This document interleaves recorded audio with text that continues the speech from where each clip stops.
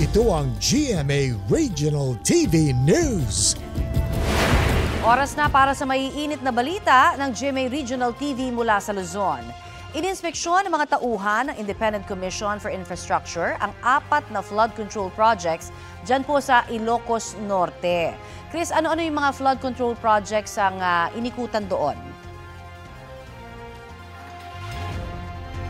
Connie, kasama sa kanilang ininspeksyon ang nasirang flood control project sa Barangay Alsem sa bayan ng Bintar. Ayon kay ICI Special Advisor Rodolfo Asurin, naayos na ang naturang proyekto na sinalanta ng nagdaang bagyong Uwan. Pero sa ibang lugar, may mga hindi pa naayos na nagawang proyekto. Gaya na lamang sa bayan ng Nueva Era. Nadatna ng ICI ang mga nakausling bakal sa ibabaw ng dike at mga sementong naging buhangin na lang. Sabi ni Asurin, may maiiwan na inhenyero doon para masuri kung nasunod ang plano at specifications sa flood control projects. Karamihan din sa kanilang mga ininspeksyon ay gawa ng isa sa mga kumpanya ng mag-asawang kontratista na sina Pacifico at Sara Diskaya. Isang makeshift bodega naman ang sinunog umano ng isang menor de edad sa San Jacinto dito sa Pangasinan. Sa kuha ng CCTV, makikita ang biglang pagtakbo ng mga tao matapos may makitang usok. Nasusunog na pala ang makeshift bodega roon na may lamang stuffed toys. Agad na pula ng mga bumbero ang sunog. Nang panoorin ng may-ari ng bodega ang CCTV, doon nila nakita ang 16 anyos nilang kaanak na nasa loob umano ng bakuran habang nasusunog ito. 3 araw bago ang sunog, nilooban din umano ng menor de edad ang kanilang bahay. Nasa kustodiya na ng Municipal Social Welfare Department Office ang binatilyo. Wala siyang pahayag. Ayon sa pulisya, umamin ang binatilyo sa panununog. Hindi niya sinabi kung bakit. Ito ang GMA Regional TV News. Mainit na balita mula sa Visayas at Mindanao, hatid ng GMA Regional TV. Nasawi ang Las Pilipinas volleyball player na si Ike Andrew Barella matapos maaksidente sa Cadiz Negros Occidental. Sara, ano yung nangyari? Rafi, nabangga ng isang bus ang minamaneho niyang motorsiklo. Ayon sa pulisya, tinamaan ng bus ang likurang bahagi ng motorsiklo ng biktima.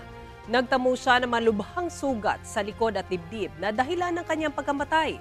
Nagdadalamhati ngayon ang mga kaanak at kaibigan ni Ike. Ayon sa pulisya, pinalaya ang driver matapos mag-expire ang reglementary period o ang panahong pwedeng i-detain ang isang tao kahit walang isinampang reklamo laban sa kanya.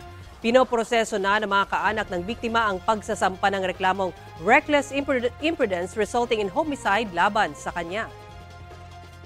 Nakitaan ng Department of Environment and Natural Resources ng 3 paglabag ang high-end residential project na sinisisi ng ilan para sa matinding pagbaha sa Barangay Guadalupe sa Cebu City nitong Bagyong Tino.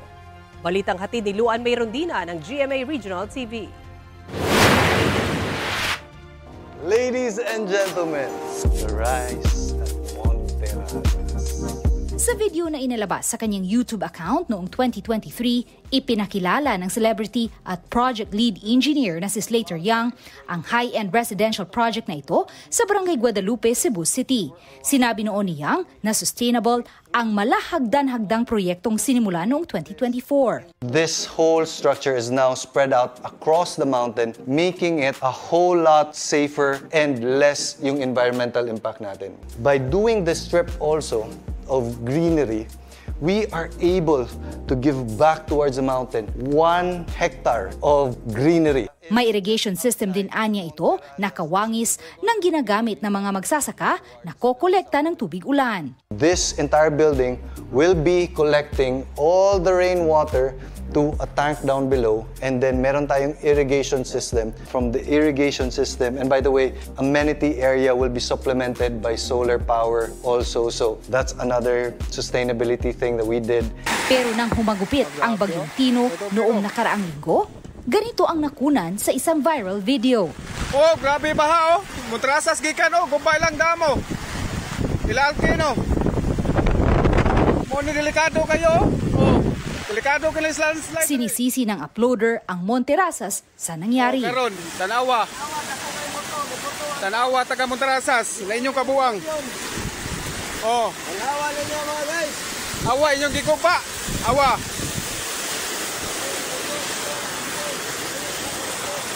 Ang bagyo. Madapag ampo, pero kini di na yung madag ampo. Ang inyong damo, nabungkag inyong dam. Oh, tanawa inyong kwas tubig, nabungkag.